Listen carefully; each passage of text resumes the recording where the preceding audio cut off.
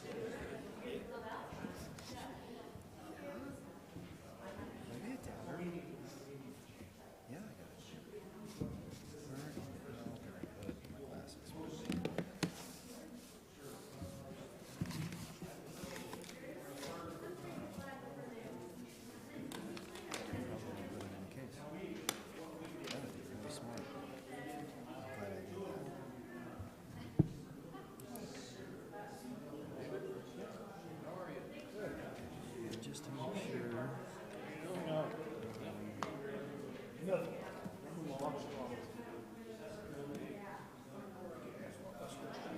What is it called?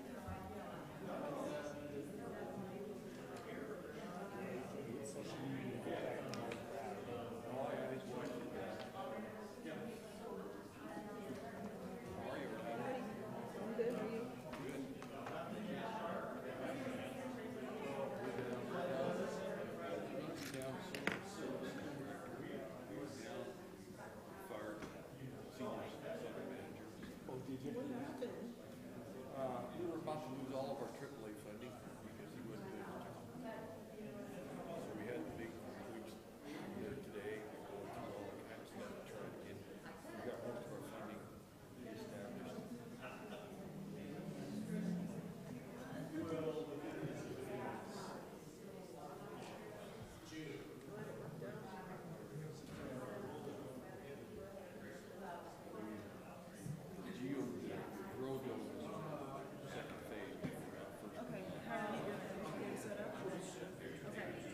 She's coming through these now.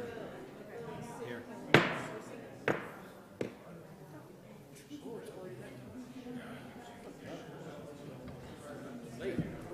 She's unmuted. It's because of you.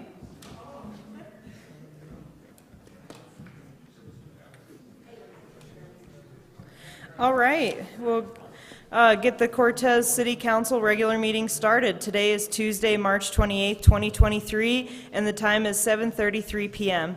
I'd like to call this meeting to order and ask you to join me in the Pledge of Allegiance.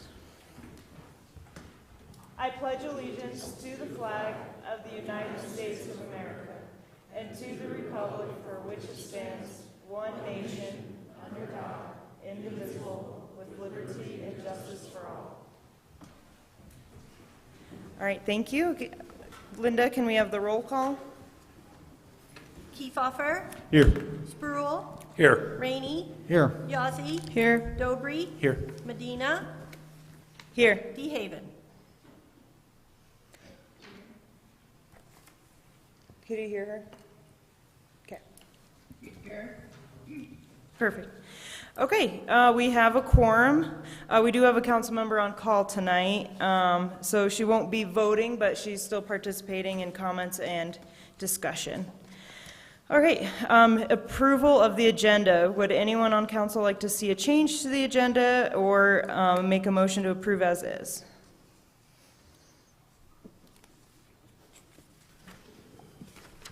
Madam Mayor, I'd like to make a motion to set the agenda. Second.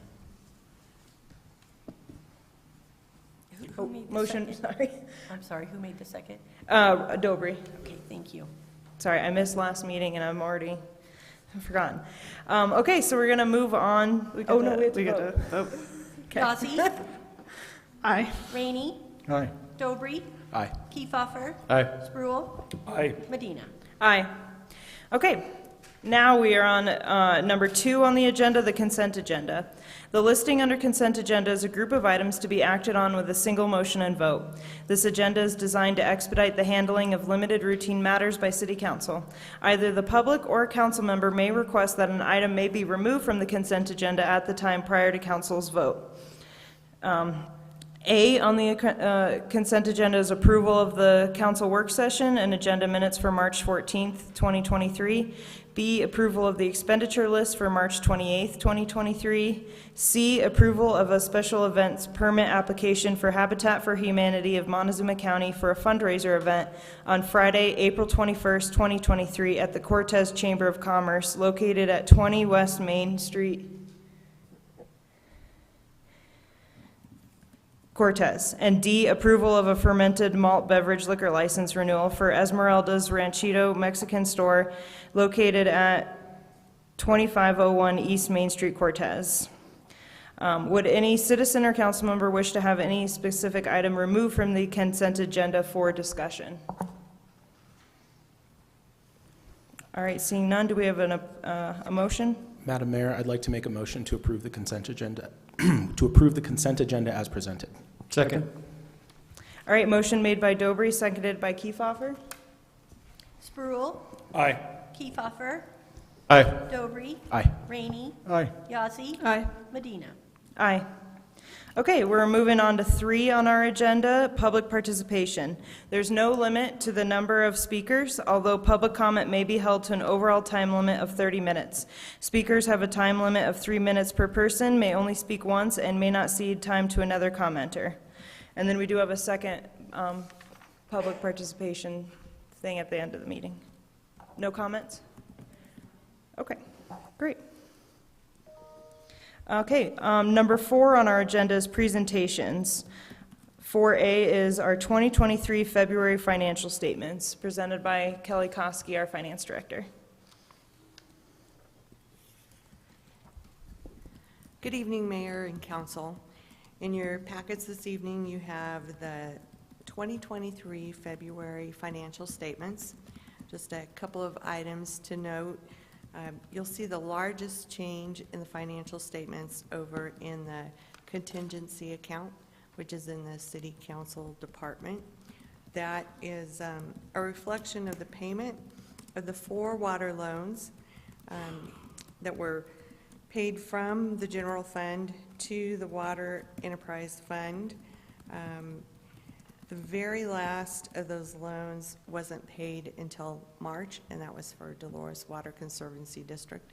That was also the largest loan that the Water Fund had outstanding, so you'll see those figures come out in March.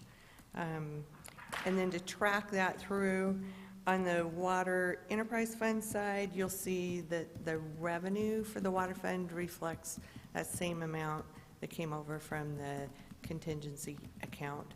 So then when those payments were made, the Water Fund was made whole. We'll actually be setting up a payable and a receivable from the Water Fund to the general fund for the total dollar amount of the loans that were paid with the general fund, and that'll hopefully happen in March also. That's what we're shooting for. The other thing that I wanted to note was that we did receive the invoice for the bridge shelter. Purchase order has been processed, and that payment is in process. They should probably receive that either the first part of next week or towards the end of this week. Those invoicing and payments have been a little bit irregular since I came on, so I was glad that we were able to get that out of the way first quarter of the year. Does anybody have any questions? So can we say that the city is officially debt-free for now? Yes, we are as of this date. We do not owe any loans to any outside sources at this time. Wow. Thank you so much, Kelly, for Well, making that happen. And And thank Drew. you for being so supportive of that. I just cannot tell you how financially sound I think that is going to make our city. And in talking with other finance directors and just other organizations that I come in contact with, they are just amazed that we were able to accomplish that. So hats off to you, council, also for making that a priority so that we could make that happen. Good Do you job. have any idea how long it's been since the city was debt-free? Oh, goodness. So for example, the Dolores Water Conservancy Project loan originated in the 80s. So that loan we were in year number 32 of a 60-year loan. And so I would say it's been at least since the 80s. I don't know of any other debt that was older than what we had with Dolores Water. I could be wrong, but to my knowledge. Wow. Yeah. Good job. All right. Thank you. Thank you, Kelly. All right, we have no public hearings tonight, so we're going to move on to 6, unfinished business in our agenda. 6A is 2023 Community Support Grant Addendum, presented by Drew Sanders. Yeah, thank you, Mayor and Council. And if I could just comment on the debt issue, you know, for the most part, this is historic, as we know, but also I really like seems like the attitude of all of us is if we don't have cash to pay for it, we can't afford it. And that's a good place to be. So anyway, moving on to this. So you recall last October, we received, or we put out the community support grant applications and so on. They were due on October 14th, and which time we actually did receive, and I don't remember what the total amount was at the time, number of applicants, but Renew also submitted, but it got hung up in our email firewall, so we didn't know what we didn't know in the way of having received this. Thank goodness Renew reached out to us, and it's been a couple of months now. It took us a while to actually get to this, but they reached out to us, asked us what the disposition was. We were able to verify that they did in fact submit on time. So what we did was we took the information, put it out to the original committee, asked their opinion on whether or not we should try to fund their request. They answered in the affirmative. And so we determined that we do have $2,620 still left in that expense line to still make that grant. And so I am suggesting or recommending to council that we approve an award in the amount of $2,620 to Renew. I'd also like to point out that we have a couple of representatives from Renew, and they would be on the far left over there here to support this as well. So, and I submit this to council. One of the things that I want to say is I'm really glad that this got caught one way or the other, because I firmly believe that Renew provides a service that the city is in no way, shape, or form do we have the capacity to provide. So it's an invaluable resource. It has been for many years, and I'm just glad that we can support it to this extent.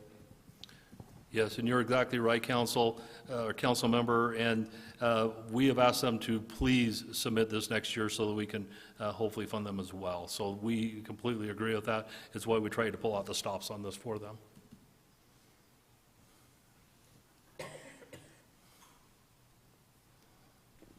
Great. Do we have a motion then? Madam Mayor, I'd like to make a motion that we approve the 2023 Cortez Community Support Grant and award Renew Incorporated the amount of $2,620. Second.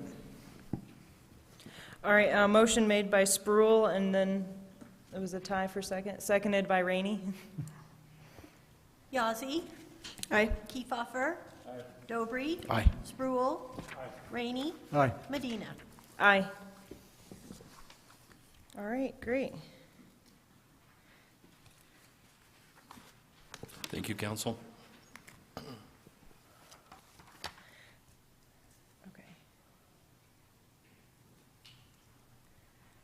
I don't have a 7A on my agenda. I just want to make sure that that's just a typo. Yeah, it should be the new business right there, Mayor. Okay. So 7A is Resolution Number 7, Series 2023, presented by Nancy Dosdall, our contract city planner.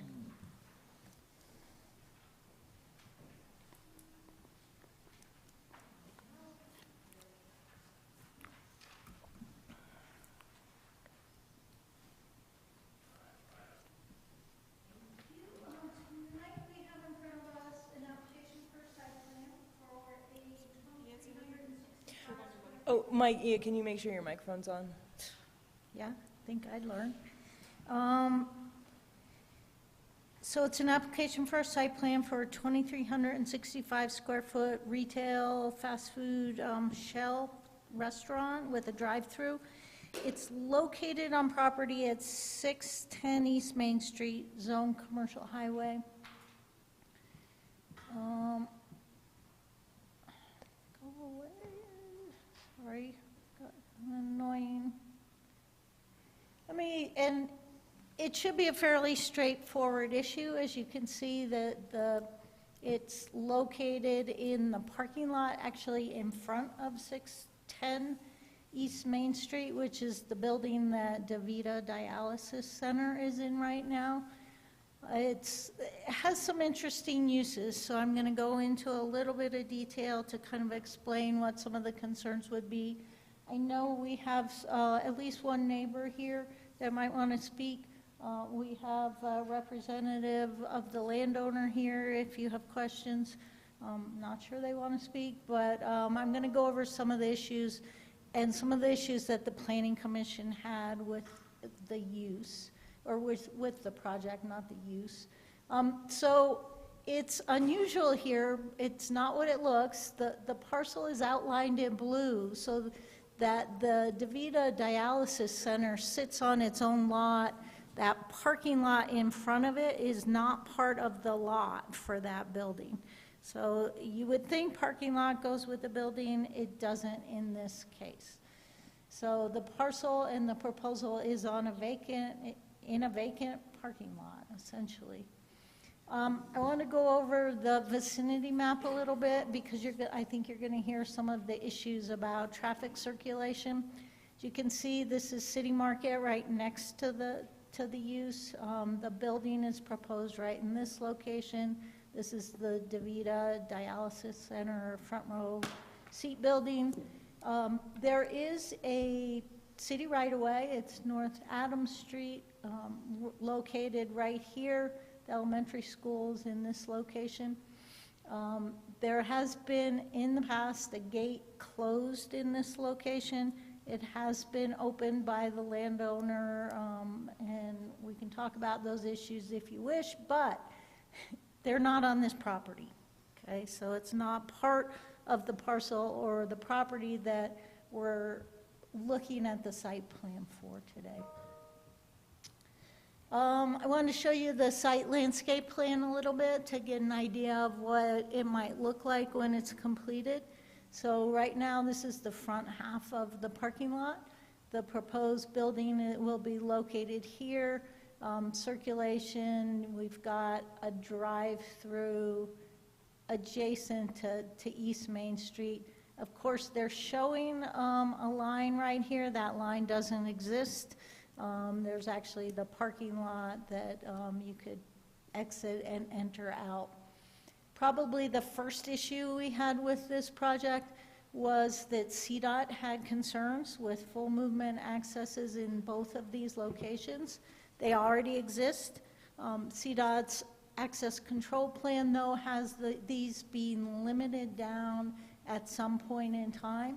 What they're suggesting at this point is that the applicants restrict the movements on this access point to just right turns in and right turns out.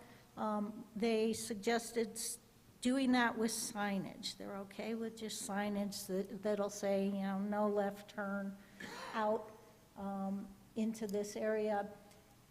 My understanding was that this would still be allowed to be a full movement intersection. CDOT's preference in the future is to connect with the property to the east over here. But again, we've got a whole separate property, separate owners, no ability to do that. That property to the east has its own access. It's the liquor store right now. CDOT's happy, though, as long as they restrict movements with signage. It took us a while to get there. There was also some concern with some of the turning movements as proposed here, especially to get into the drive-through. We asked after the Planning Commission meeting for an additional circulation plan. I think this plan shows you how that can work with circulation with the use. I put up for you, I don't expect anyone to read this, but there were 2 conditions that the Planning Commission added, both of which have been addressed to some degree.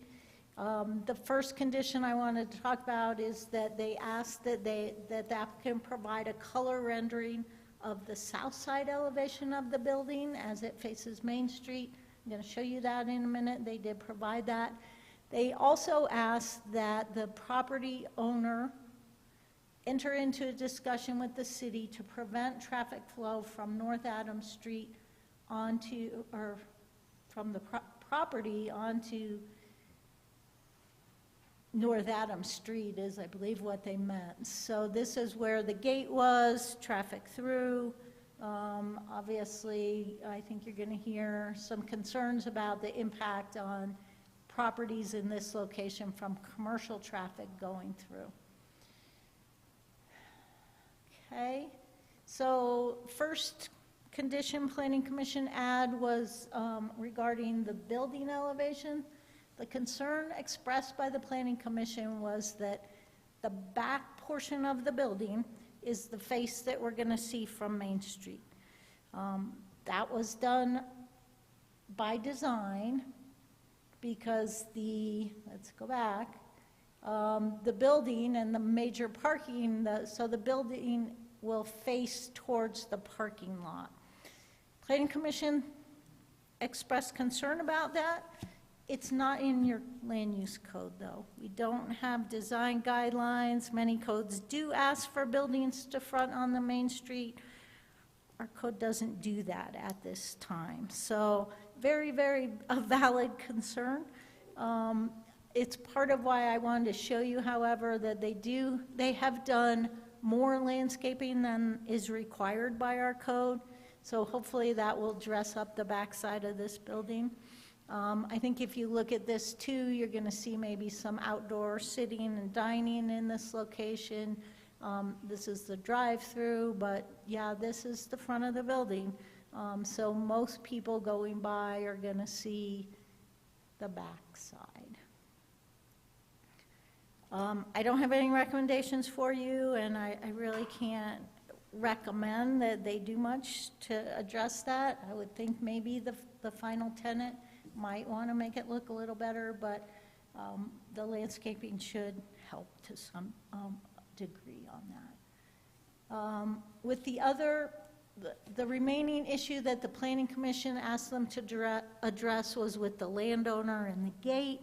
Again, that's not something that we can really address at this time with a site plan. I think you'll see on the site plan that the applicants are proposing to do a subdivision at a later date. They'd like to divide off this piece to be able to separately sell that to the new tenant. There's a lot of issues with that, maybe issues that we could address as far as access back to North Adams.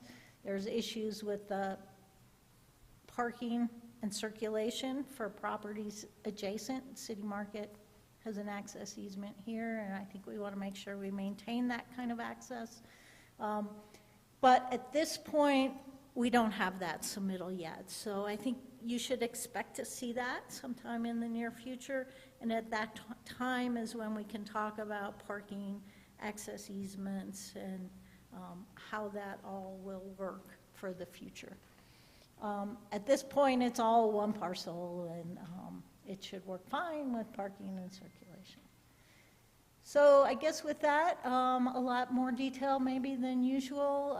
We are recommending, staff's recommending approval of the site plan, finding that it does meet all requirements of our code. I have fairly standard conditions of approval on there regarding landscaping improvements and all other requirements of CDOT and city departments. Are there any questions? I don't necessarily have a question, but I have a pretty major concern regarding traffic in that area. That would be my thing. We've got the yoga studio just a little bit down from that reaches all the way out to the sidewalk. So if you pull out from the bank, for example, it oftentimes is difficult to kind of see. And then on the other side of the parking lot of the existing liquor store, that fence does kind of the same thing. It goes all the way up to the sidewalk. It just, I've seen personally traffic backed up from the stoplight, the corner of City Market there, all the way past this area that we're talking about. So while, you know, they met all of the requirements, that in all practicality, it seems like we would just make a bad problem even worse.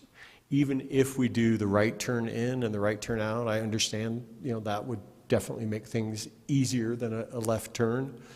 At this point, very few people are brave enough to make a left turn out of that parking lot if they're going somewhere, because they're going to be stuck there forever. So I think most people go ahead and do that right turn anyway, but that's my major concern with it, to be honest.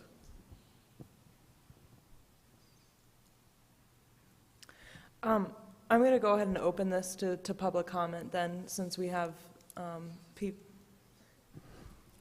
Do you want me to leave any of this up? Nancy, yes, please. Madam Mayor, I would recommend that you ask if the applicant or its representatives have anything to present before you get the public comment, because they may answer some of the concerns that the public may raise. All right, do we have the applicant here that would like to speak?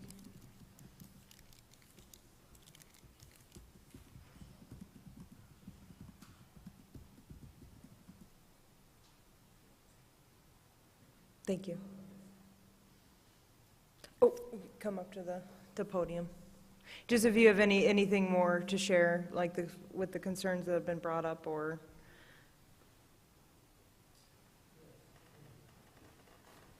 Thank you, sir. Is the microphone on?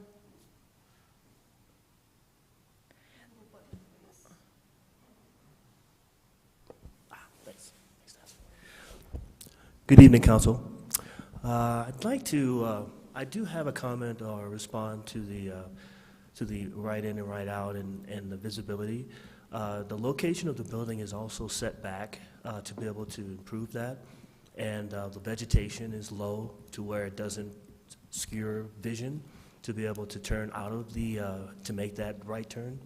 And so I think with the landscape and the building being set back more than 30 feet, I think that should actually solve that problem to where it's not another structure that's obscuring vision when making the turn out in and out of the building, out of that site. Great.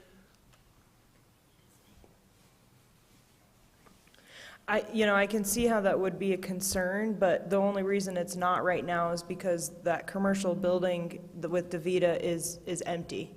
You know, if it had thriving businesses in it, we would be having this traffic anyways. I guess that's how I see it. Madam Mayor, I believe the speaker hasn't identified himself for the minutes. Oh. Yes, hi, my name is Cliff Sorrell with MBH Architects.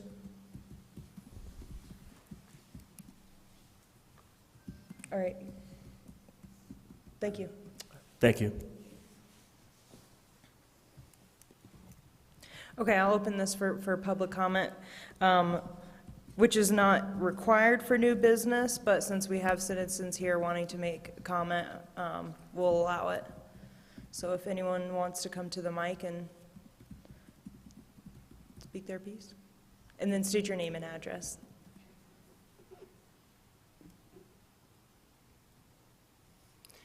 Good evening, Mayor and Council. My name is Dana Jensen. I live at 112 North Adams Street. I guess initially I would like to acknowledge the city manager and Ms. March Banks and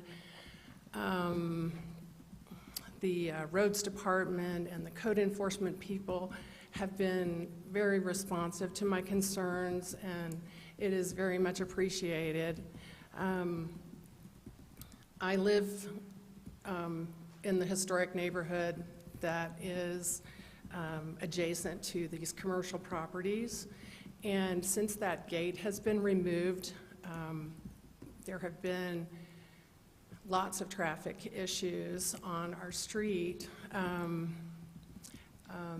And while I know this site plan that's under consideration tonight, my concerns don't really have anything, I guess technically to do with that, but since both parcels are owned by the same entity, my concern is that, when this new building, this new fast food place happens, it's going to increase the traffic on Adams Street, especially with anybody who wishes to travel east will not be able to do so without either doing a U-turn at Harrison or exiting out Adams Street and traveling east on Montezuma to get, back out to Main Street to go east. The issues on the street with the traffic is that City Market uses the street to access their loading bays. They have huge trucks, well, all different wheelbase size trucks that use the street to maneuver into their loading bays. I have videoed and timed some of these trucks, and they will take an average of about 3 minutes to, and that is not in the wintertime when there's ice and snow that they have to try to maneuver through, but it'll take them about 3 minutes before they have backed up into the loading bay. Now that that gate is open and people have found that they've had, they have a straight shot out to Main Street with no, other, traffic to interfere, people are really speeding up and down the street. Adams Street in Montezuma empties into a school zone. Kemper Elementary is right there. There is a sign that says school zone. However, the flashing 15-mile-an-hour signs are at Harrison and at Park. So when people leave Adams Street, they may or may not be aware they are in a school zone. And if you'll just give me 1 second, I'm going to look at my notes real quick. I think, the other thing that is for consideration in the traffic situation on the, it would be the southeast corner of Adams and Montezuma, the Church of Christ owns that property. They use it as they call it their annex, and they have meetings and, gatherings in that outside of their sanctuary on Montezuma. And they don't have off-street parking. They do for the church on the, east of Fillmore, which is the next street to the east. But when they're in the annex, they use Adams Street for parking. So there's always lots of vehicles on the street anytime there's any goings on at the church. The other factor that I just remembered is many parents use Adams Street for dropping off and picking up their children that attend Kemper. And with people, just screaming up and down that street, because technically Adams Street is not in the school zone, I think it's just a recipe for disaster. And like I say, I'm very, very happy with the attention and the consideration that I was given by city staff, and they've listened to my concerns. I wanted to come before council tonight just to, give you a little more information about that, even though they did address it in their memos to you. I just wanted to give you some more specifics about it, and would just request that, I understand that the code is the code and the requirements have been met, but if there's any way to ask for further mitigation, my neighbors and I would certainly appreciate it. Thank you. Thank you, Ms. Jensen. Do we have anyone else who'd like to comment? Okay, we'll close the public comment period. Do you have a question? Okay, I have some questions. So I do have questions for Nancy and Rachel. As far as parking, so obviously, even though it's not one parcel, this parking potentially serves the commercial building to the north.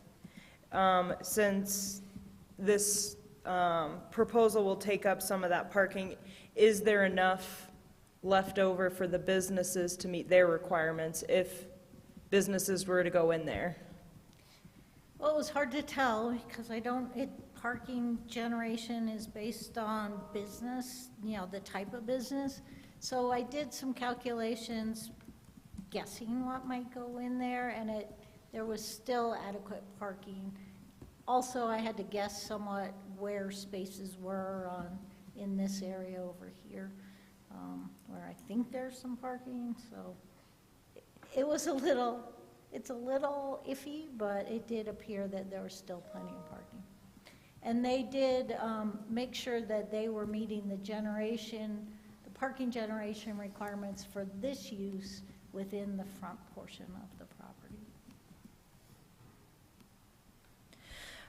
And then over the years, I've noticed that big, like semi-trucks park there overnight. I think people sleep, they utilize that parking lot because those businesses don't really use that parking. And so I think, and then vendors also use that parking lot too. This is probably going to stop some of that. Okay. Well, hopefully they have somewhere else to go. That's speculation. Well, and then the gate on Adams, because I can see how that is a concern, that people just use that as a through street. And what are some of the mitigations that we can do? It's tough with this parcel to do anything about that. We spoke with the landowner a little bit based on the Planning Commission's condition. The other thing is this is city right-of-way, so I think what the city manager and Rachel were talking about was the city could block it off within your own right-of-way if you wanted to. Generally, planners are going to resist that. We're always looking for good connectivity and more connectivity, and that won't help any access out on the main street to disconnect that. City Market, it appears to be probably the biggest offender, perhaps, although there are other issues. So anyway, that's all we could think of for that. I don't want to paraphrase, but I spoke with a representative of the landowner this afternoon who does have concerns with closing the gate back up, and his concern resulted with the gate being closed. There was quite a few squatters that came in there and were camping on the property, and closing the gate made it feel private to them maybe, and they had concerns with the squatters and the impact of those. So that's why the landowner has insisted on leaving that gate open. So I don't know, unintended consequences of closing the gate might create another problem. I'm not really sure what you can do with this land use to mitigate the impact of existing traffic that's going through here, or whether you want to or not. Perhaps additional enforcement, including that road into the school zone, might be something that would help. But the way City Market's loading dock is set up, it's almost they have to use that road, which is tough. So, but our thought was when the subdivision is submitted, perhaps we can talk about access easements and where they go and where the parking easements are.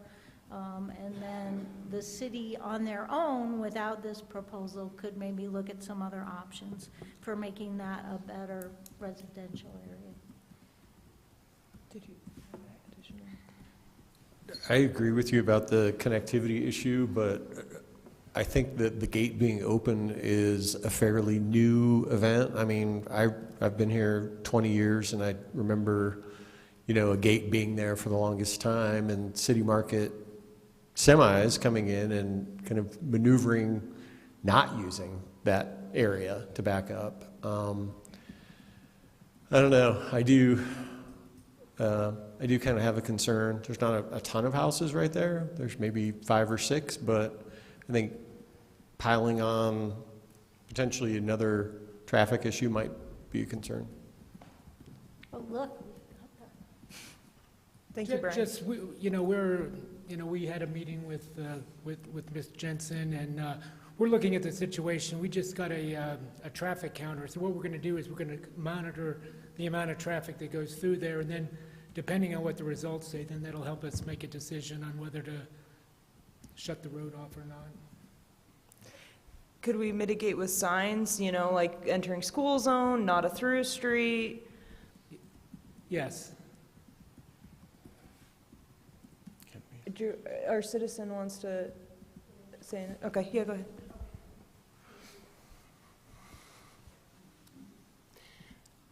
I wanted to let you know there is a sign at the corner of Adams and Montezuma that says dead end.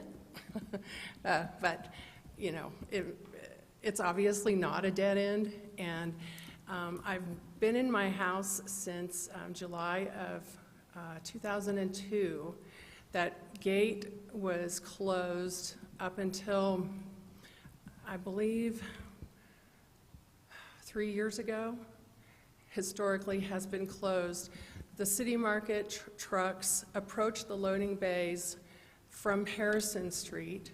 They come in on Harrison, they go into City Market, they pull out onto Adams, and then they maneuver back into the loading bays. So the gate doesn't impact the trucks at City Market. Obviously, for 20 plus years, it didn't impact the trucks. The other situation, I'm 2 houses down from that gate. The gate being closed hasn't had an impact on the unhoused folks who are congregating there. The building, well, I don't know, if you've driven by there lately, it's been hit by graffiti. The lot is full of trash. The gate being closed does not impact who's hanging out there at that building.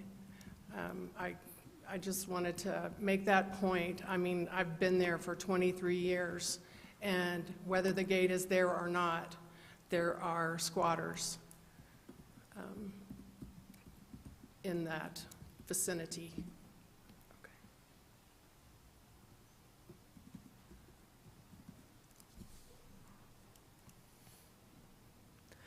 All right, and then I guess I just want to repeat, like, the concerns for traffic onto Main Street. Those entrances are kind of already in place, and there's already businesses there. It's just been, we've kind of been lucky with traffic that there's not much going on in those businesses. But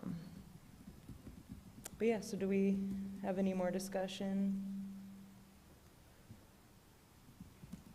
Lydia, do you have anything you'd like to add?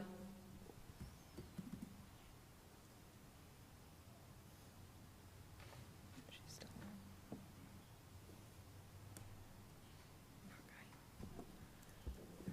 All right, do we have a motion?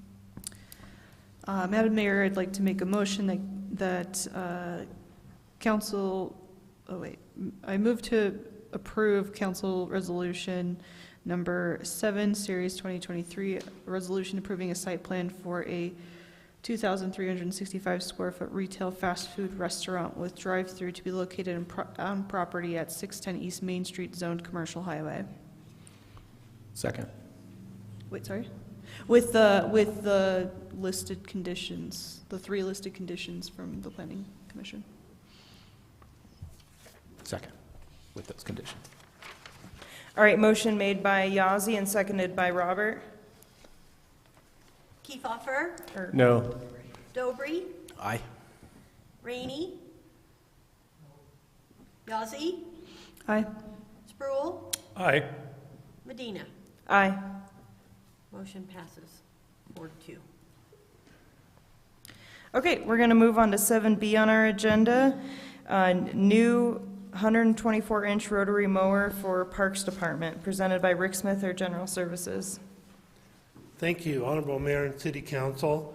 During the 2023 budget process, it was decided to bid out for a new 124-inch mower for the Parks Department to replace unit number 624, which is a 2016 mower, and it has just under 4,000 hours on it already. The vendors are stating that the mowers are now running 12 to 18 months delivery for the large mowers, and this unit would not be delivered until 2024. So in order to get the mower in queue to be manufactured, it was decided to bid the unit out now, get it in the production schedule, and take delivery at a future date. Specifications were drawn up, bids were received on February 8th. We received 2 bids to our bid request. The low bidder, Simpson Norton, Toro model 4110D, at the bid amount $129,373. This would not impact the 2023 budget at all, and we would need to account for it in the 2024 budget process if we're authorized tonight. So really what we're asking for is give a staff authorization to place a no penalty revocable purchase order, or not a purchase order, a revocable order for the 124-inch mower with the low bidder, Simpson Norton, at the price of $129,373.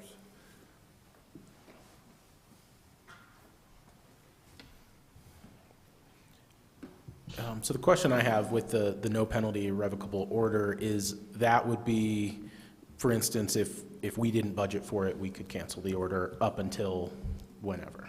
Yes, sir. Okay. That's the reason for it to be or I should say revocable, yes.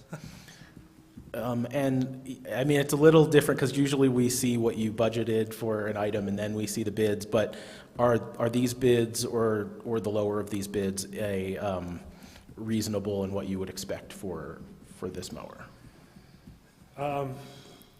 I guess if you had budgeted it for 2023, is this what you would have been looking at? We had a number in the budget process because we looked 2 years out. That number was in August of last year, 2022, and the price increases as everything, as you know, has gone up significantly. So that's another good thing, I believe, in getting it into the queue. Then it should lock that price against future price increases moving forward. I hate to sound like a broken record, but 1 or 2 bids just has got to stop some way, somehow. If there's any way, shape, or form we can change our bidding process, because these people are bidding and there's only 1 or 2, there's no competition, and so they're bidding high and we're paying high. And it just, I understand you're running up against the wall, but we've got to see if we can get some more bids. It's just, they're holding us hostage. I'm not going to disagree with you.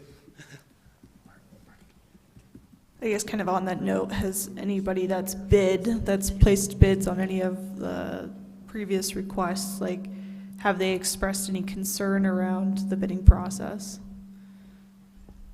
Like any limitations or barriers that make it harder for them to participate?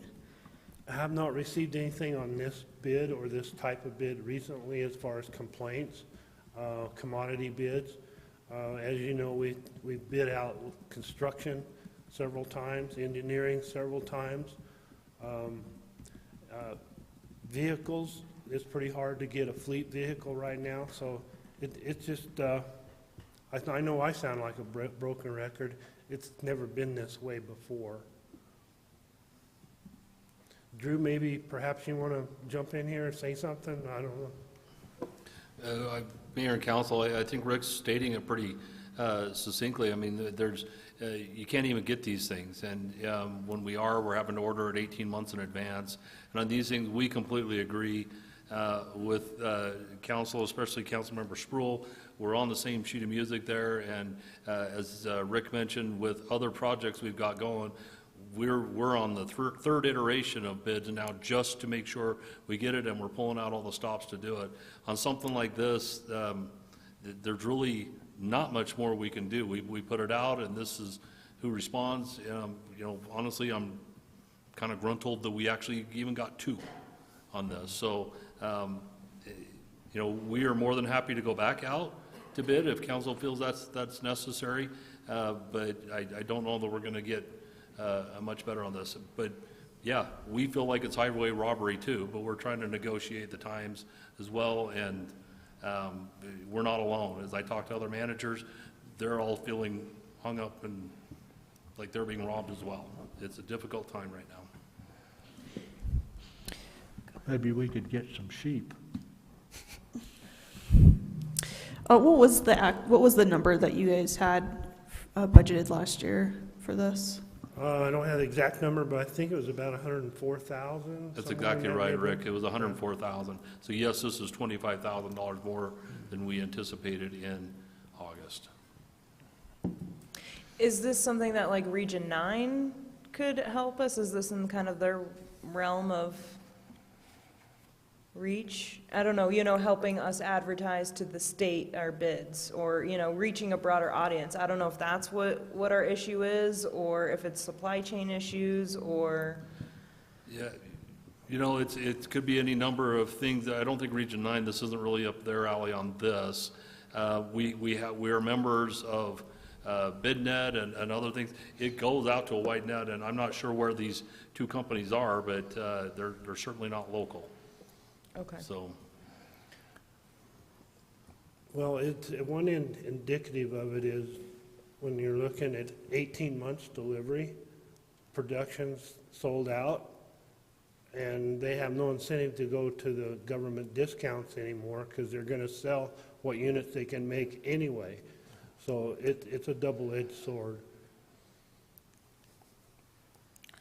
I don't see that we have a lot of choice. I would worry that if we waited, we would end up paying more. But I would ask for, Rick, for you to confirm that in 18 months when we get this lawnmower, it's going to cost what we authorize now and not a penny more.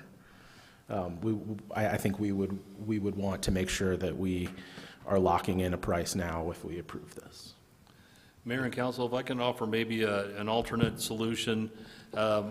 Again, should we be granted authorization to order this tonight, we make that order, and then maybe we just need to send it right back out to bid again and see if we can't get another lower price. I mean, you know, worst comes to worst, they come in higher, but, you know, we can keep trying, and, you know, that's would be the only other alternative.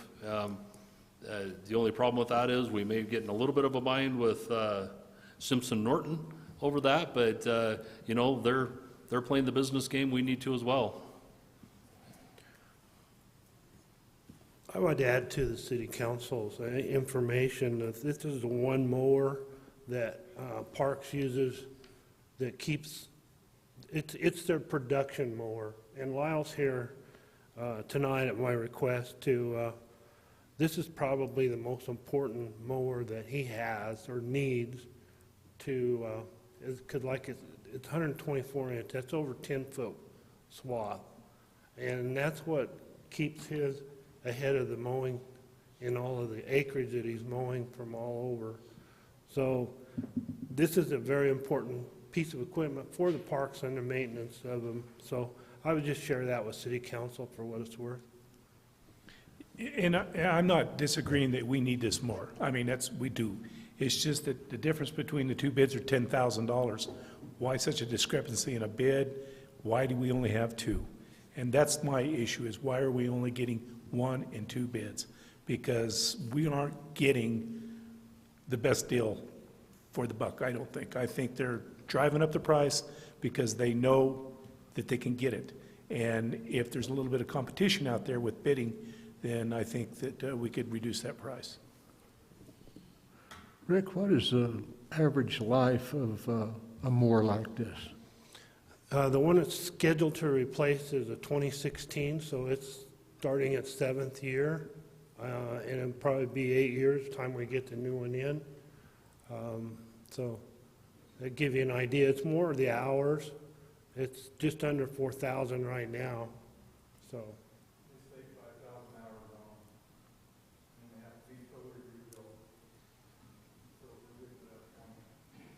Yeah. Well, go ahead. Mayor and council, may I just add in here since we're starting to get into details on the mower?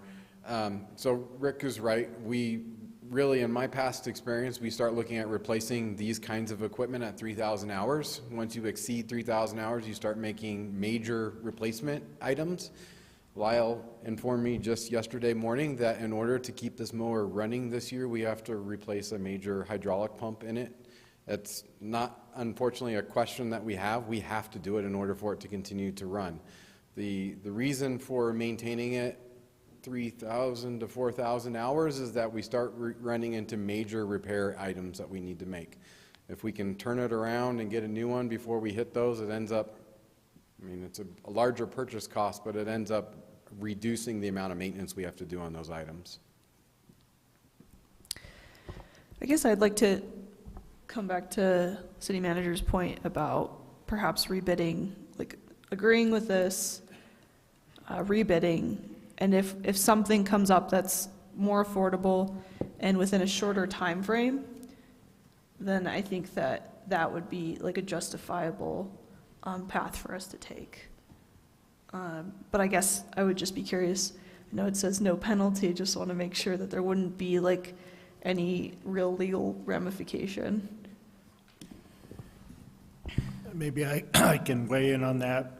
The way we've set it up is that the decision as to how it would be acquired, either a purchase or a lease, won't be made until delivery, at which time Rick will come back before you with a request for either approval of a lease or a purchase agreement to actually set forth the payment terms and that sort of thing. So, yeah, we can review the order, purchase order, or not purchase order, as Rick said, the order language to confirm. And we have, in the communications, have advised the vendor that this is what we would require, and I think they understand that they're, you know, I think as you might expect from the price of this item, it's not something you can go to either Ace Hardware or Big R and pick up a comparable thing. You know, it's a $129,000 mower. That there's very few vendors nationwide that deal in that size of equipment, and our BidNet membership allows us to broadcast these bids nationwide, right, Rick? Yes, sir. Anybody that's registered gets a copy. Yeah. And notice.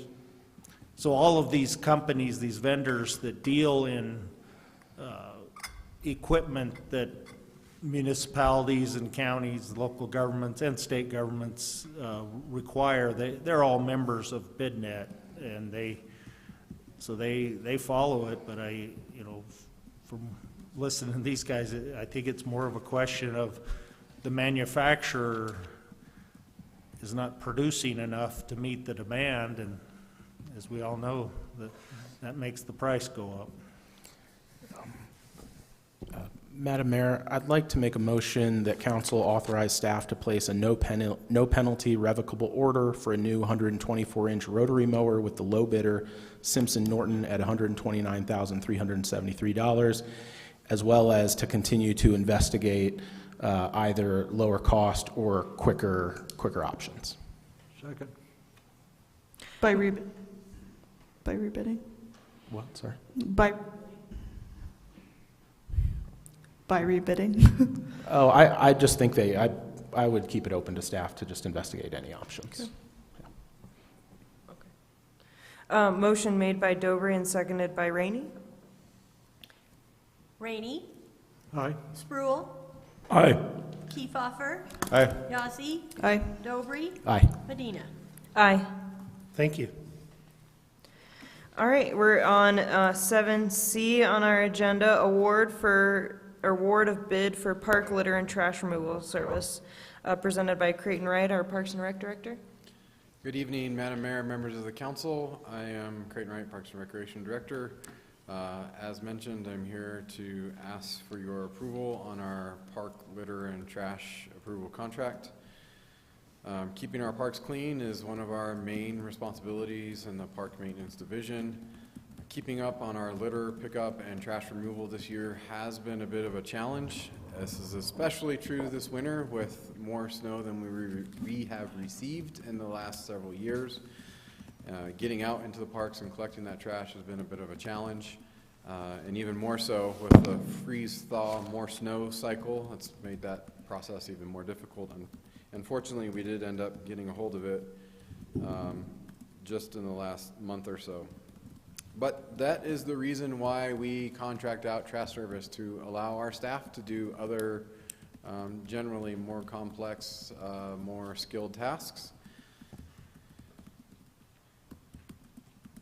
We have began contracting out for trash service in the last several years, and it seems to be an efficient manner of completing that service. The scope of this contract includes daily trash removal at our 11 park sites from April through October. The service is reduced to 3 days a week from November through March, in which we would rebid it again next year at this time. We did also request a special event fee on a per item basis that we execute individually. We received 2 bids for this service. Bravo Cleaning and Restoration is the apparent low bidder in the amount of $30,840. The bid sheet is attached for your reference if you wanted to review that.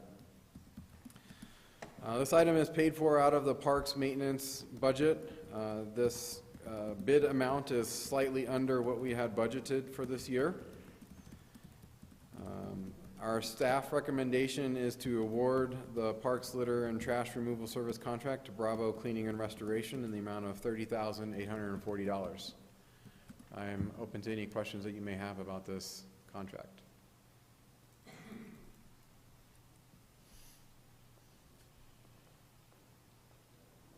All right, I don't see any discussion. Do we have a motion?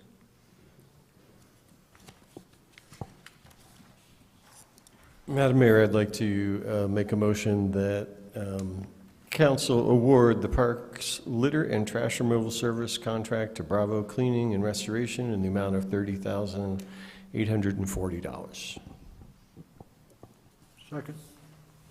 Motion made by Kiefhoffer and seconded by Rainey. Kiefhoffer. Aye. Rainey. Aye. Yazzie. Aye. Dobry. Aye. Spruill. Aye. Medina. Aye. All right, we're going to move on to D on the agenda, award for bid for outside restroom janitorial services. And thank you, Madam Mayor. This is our second park maintenance contract that we authorize for summer cleaning. As anyone who has attended a park knows, being able to use the restroom and have it clean is integral to your hopefully positive experience at the park. This contract, we've been contracting for restroom cleaning for several years. We went out to bid earlier this year and received 3 bids back. The scope of services includes cleaning and sanitizing 6 park restroom sites 7 days a week from April 3rd through October 30th. We did also, like the park litter cleanup, request a special event cleaning. So incidentally, from November through the month of November, should we keep the restrooms open, we complete that service with staff, not with a contractor, just for what it's worth. We will generally, like this year is a prime example, we close the restrooms the week after Thanksgiving holiday. So there is a chance that they'll stay open later than what the contract will serve. We did receive 3 bids. Bravo Cleaning and Restoration provided the apparent low bid in the amount of $16,643.34. This bid appears to be responsive and responsible. This is also paid for out of the park maintenance budget. This bid amount is slightly above what we had estimated in the budget, but it can be absorbed within the park maintenance budget, largely in some of the savings received from the park litter cleanup, but also in just other items that we have in the budget. We can shift things around. So with that in mind, I recommend that we council award the bid for outside restroom janitorial services Bravo Cleaning and Restoration in the amount of $16,643.34. I'm open to any questions that you may have. Okay, so this one is a little over budget, the other one was under. So the difference is still like almost $700 extra, but you're saying that your budget can absorb that? We can, yes. Okay.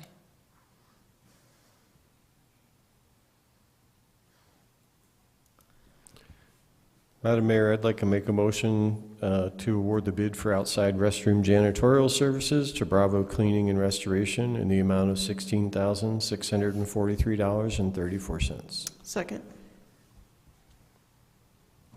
Motion made by Kiefhoffer and seconded by Yazzie. Dobry. Aye. Kiefhoffer. Aye. Spruill. Aye. Rainey. Aye. Yazzie. Aye. Medina. Aye. Thank you, council. Thank you, Creighton. All right, we're going to move on to 7E on the agenda, vehicle purchase of an airport pickup truck, presented by Jeremy Patton, our airport manager. Good evening, Madam Mayor and City Council. So, as a recall your memory to over 2 years ago, the city had put an order for a new truck. It, as well as several others, kind of have fallen out of the system since then. They were never built. Some vehicles that take priority get built, and they work their way through the system, but as we are learning, there's a continuous delay in new vehicle acquisitions, even for lease options. Last year, we bumped down the 30-year-old pickup that we had that was barely running, and now that was replaced with a 17-year-old pickup. We got the 2018 pre-owned from Cassie, and this year we're basically pushing out the 17-year-old Dakota and getting another pre-owned. That was kind of our best option. I talked to dealers about our previous order. It confirmed it had fallen out of the system. 2 other prices in addition to Cassie's.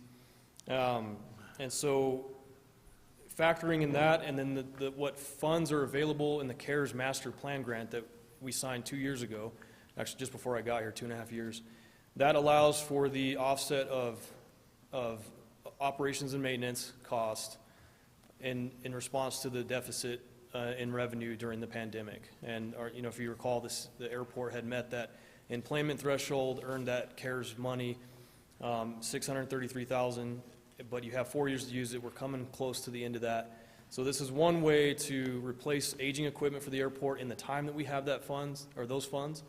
And to note, there's about $127,000 left of that, and we'll probably burn through that the remainder of the year. And that's helped tremendously in getting various equipment for improving our airport operations that will help us get the certification back. And that's a different topic altogether, obviously. But removing FOD, making it safer, getting those pieces of equipment that we've had to get over the last 2.5 years. So with this, the goal was to get a four-wheel drive, half-ton to three-quarter-ton truck that would satisfy the requirements of the operations foreman position, essentially. The three prices that came back were the 2020 F-150, it had 49,809 miles, the lowest of these three at 38,864. True West Auto, a 2020 Ram with 61,000 on it. You see it's a little cheaper, but it's not in line with our existing fleet. We'd like to maintain that, and the lower mileage was a factor there. And then Webb Chevrolet, same thing, higher mileage, the highest price. So just trying to be responsible or prudent with the funds that I have left. We want to try to get this vehicle.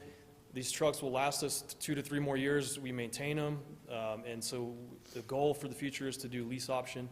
A lot of airports have fleet vehicles, just like law enforcement, fire. They lease equipment and vehicles. That's the ultimate goal as we hopefully come out of this supply chain issue, slowly but surely, I hope. So the fiscal impact there's no impact to the general fund. The airport is an enterprise. But it will offset the CARES grant by this amount, the $38,864, in addition to reimbursing the quarterly expenses of the airport. So again, we'll run out of this CARES by about the end of the year or into 2024. And so again, no impact to the general equipment fund.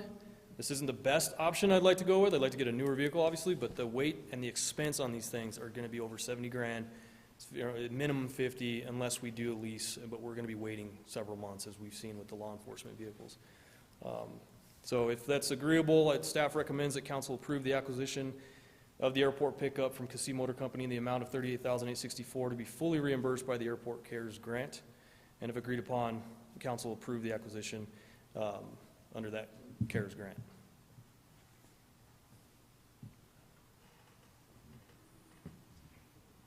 Any questions?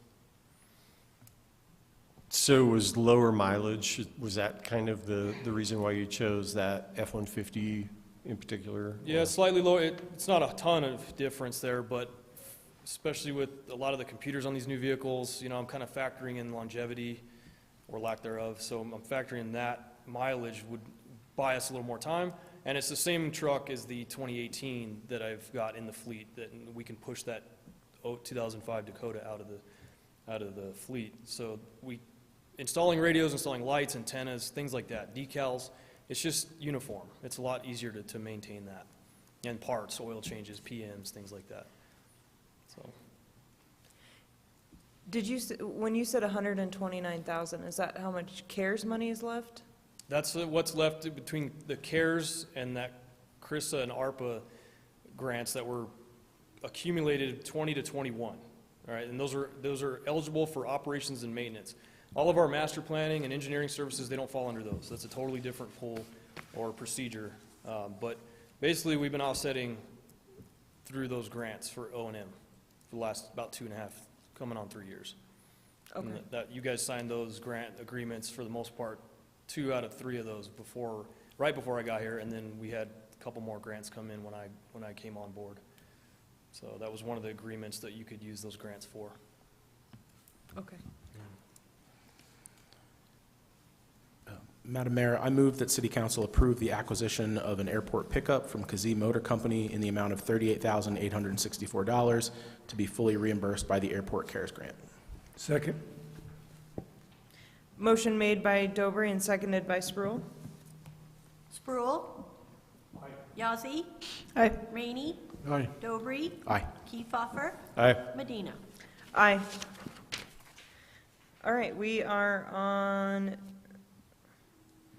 7F now of the agenda, airport land lease amendments. All right, good evening again, Madam Mayor, City Council. So the background and discussion here is that I discovered when I got here that there were some lease agreements that were written incorrectly. They have lessor and lessee reversed. There was some back and forth with previous leadership and the city attorney about handling this. And honestly, part of it was putting it on the back burner, and I'll take credit for some of that, 100%. There was a lot of other stuff going on. But when Drew and Patrick, respectively, in their respective timelines, came on board, I wanted to bring this back up and get this addressed within a reasonable timeline. And so here we are trying to repair the 7 of these leases that show that those terms in reverse. Obviously, there's a problem there, right? When I'm listed as a lessee, the airport's listed as a lessee via vice the lessor, there's definitely some issues that could come from that. And it's just good housekeeping, right? So we want to clean these up. There's no, well, background again. So these were land leases that were already in place, whether tenants bought a hangar and took over the lease. There's different circumstances for each one. But in 2014, the city went from the 25-year to 40-year land lease option. And that changed, for better, it changed our land lease agreements for the most part to, get more value out of that time. And that's where a lot of these mistakes had been had been written into those amendments. There's no fiscal impact to the airport at this time if we fix this, right? And so staff recommends that we approve the 7 amendments. And as a quick background, if you see the attachments, they say resolution. That was my bad. We had initially talked about doing a resolution to amend these leases. Pat decided to just do amendments to each one. So it's a little cleaner that way. So that's my bad there. But these are amendments individually for each leases in the names of Thomas Buffalo, Bernard Carwick, who's doing businesses November 294 Charlie Charlie LLC, Roland LaFont, Joseph and Twilla Moore, Jack Thompson, Carl Spielman, and Jared Ingbring. I've spoken with these gentlemen and the gentleman, his wife as well. Over the course of the 2.5 years I've been here, it's not a big deal, but they agree that this should be fixed. And so if agreed upon by City Council, we would approve the motion to approve, or pass the motion to approve the 7 amendments for these tenants. Any questions on that? Clear as mud?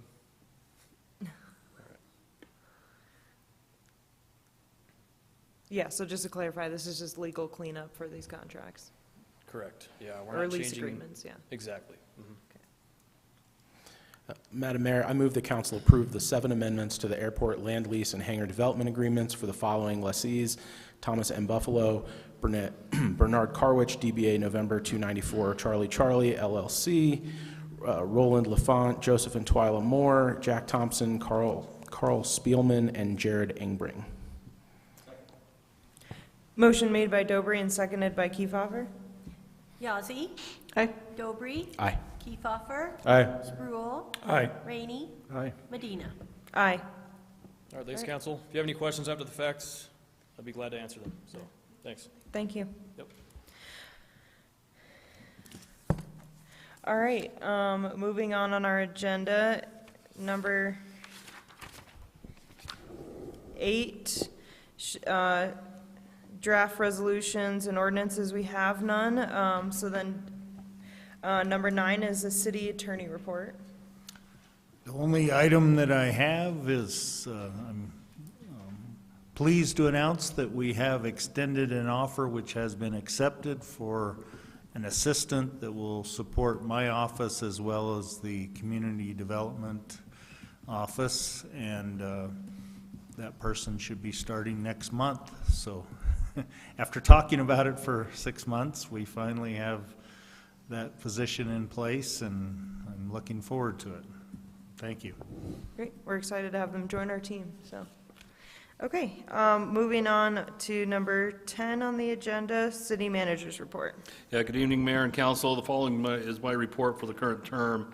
Number 1, the Southwest Water Conservation District's 39th Annual Water Seminar will be held this coming Friday in Ignacio. I guess it's at the casino that's there. This is a full day of in-depth discussions on seeking common ground and securing a better water future for all Coloradans. We have 5 people from the city attending, including our Mayor Medina. Number 2, the restoration project for the water tank number 3 is very close to completion. The timeline was extended a few weeks due to the weather, but this, once completed, will mark the completion of the restoration of all city water storage tanks, so we will be done, and our water storage is secure and ready to carry for many years to come. Number 3, the city is working on a mutual aid agreement with Montezuma County for emergency response to all hazards. We have submitted for their consideration a draft and are awaiting their reply at this point.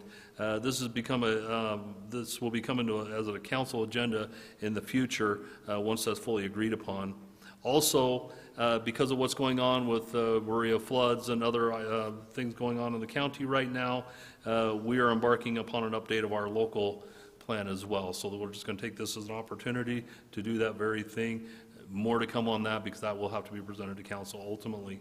Number 4, the senior staff retreat is still scheduled for this Thursday. And as we've mentioned to council before, this is in preparation in part for the council retreat, which is the end of next month. So more to come on that. Then, Madam Mayor, if I may, I'd like to do an employee spotlight. This would be a nomination from our Rachel Marchbanks, and she nominates Sean Canada, who is our building official.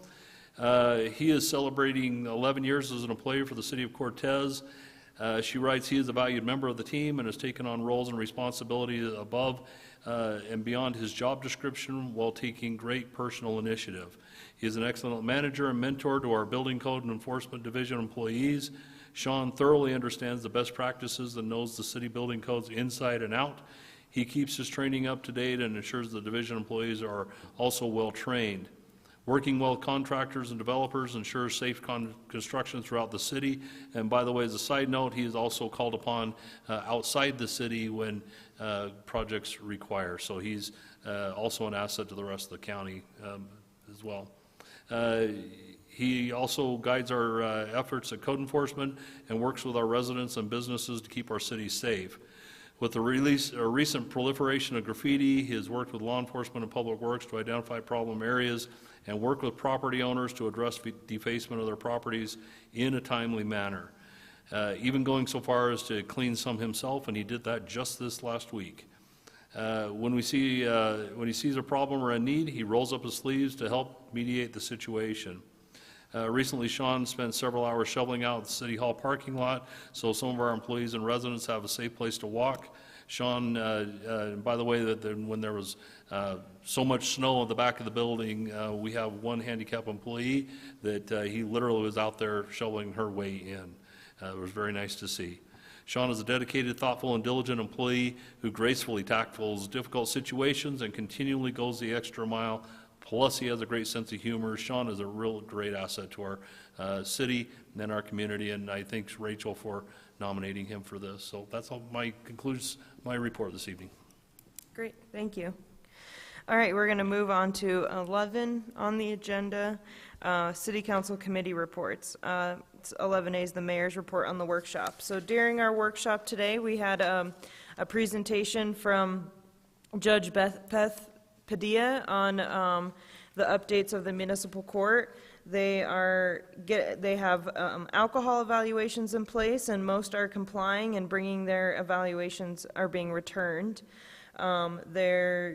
They've implemented Alive at 25 for young folks with driving offenses.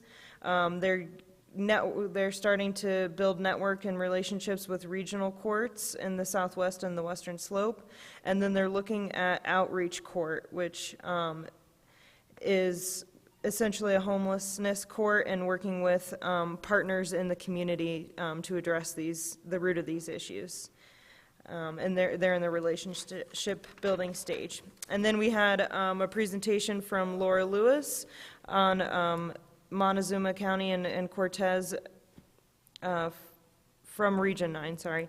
And then Drew Sanders presented, our city manager presented on a piece of legislation that the governor is pushing forward, and Colorado Municipal League, who is an advocacy for municipalities, is against this legislation, and so we're going to learn more about that as that solidifies. Okay, then moving on to other board reports. Historic preservation is next week. Okay. I have one.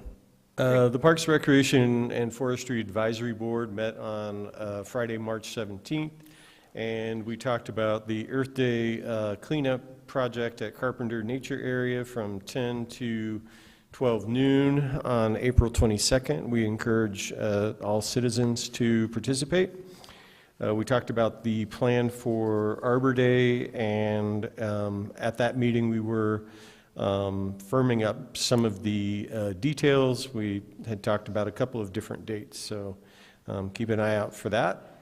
We also talked about pool reservations process, and we talked about the Pocket Park Playground Selection Subcommittee designation. So that's one that I signed up for, and I believe Ken Quigley's going to help out with that one as well. I couldn't remember the other person. To solicit input from some of the neighbors on the south side of town close to those pocket parks. We had an operational overview with two folks from the rec center, and then of course we had a very detailed department update report as well. Great. Dennis? I did go to a dispatch meeting. It was the first one I attended. It was without any hollering and screaming. It was pretty nice, and Kelly Koski came in and gave it a little bit of financials, and we adjourned with another meeting coming in about 3 months, unless there's nothing to be discussed. Great. All right, and then just quickly, while we're on the topic of boards, we do have a lot of board positions open with the city, so I just want to share with the public that we have 4 seats open on our arts committee, on our public arts board. We have 3 seats open on our historic preservation board. Parks, Recreation, and Forest Advisory Board has 2 seats, and our Golf Advisory Board has 1 seat, and that's a student representative. So we need students as well to get involved in these boards. The Arts Board has 1 student seat, Parks and Rec has 2, and the Golf Advisory Board has 1. So if anyone is interested in getting involved, we strongly encourage you to submit a letter of interest to Linda Smith, our city clerk. Okay, so then moving on our agenda, no other items of business. Public participation? Okay, none. So then do we have a motion to adjourn? Madam Mayor, I'd like to make a motion to adjourn. Second. Motion made by Dobry and seconded by Kefauver. Spruill. Aye. Dobry. Aye. Yazzie. Aye. Kefauver. Aye. Rainey. Aye. Medina. Aye. All right, thank you all for being here tonight.